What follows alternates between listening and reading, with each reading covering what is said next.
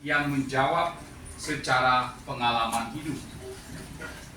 Mungkin bagi suku-suku di pedalaman, di mana mereka hidup di tengah tumbuhan yang besar-besar, pohon-pohon yang besar, mereka berpikir bahwa ketika orang itu meninggal, maka ia akan tinggal di satu pohon yang besar.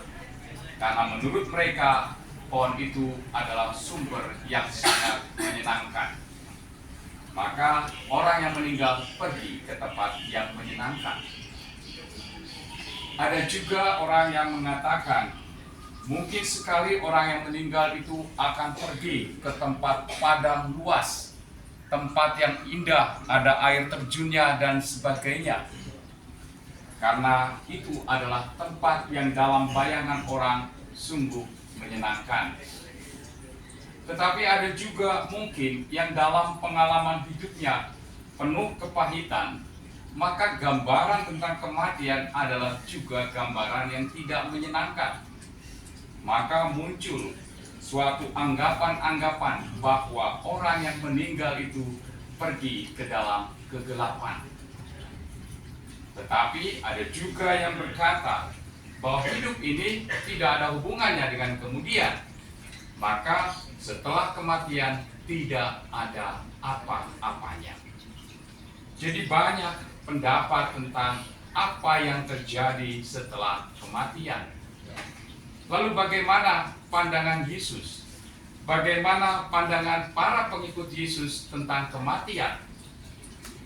Kita boleh bergembira, kita boleh bersukacita, karena Yesus sendiri mengatakan bahwa orang yang meninggal sesungguhnya adalah pergi ke rumah yang baru, rumah yang dirindukannya.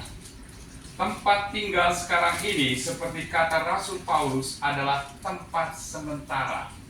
Maka dikatakan, ketika tempat kediaman kami di bumi ini dibongkar, kami akan memperoleh suatu bangunan dari Allah yang bukan buatan manusia.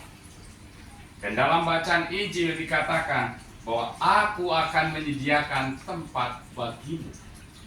Rumah di mana manusia boleh berjumpa dengan Tuhannya.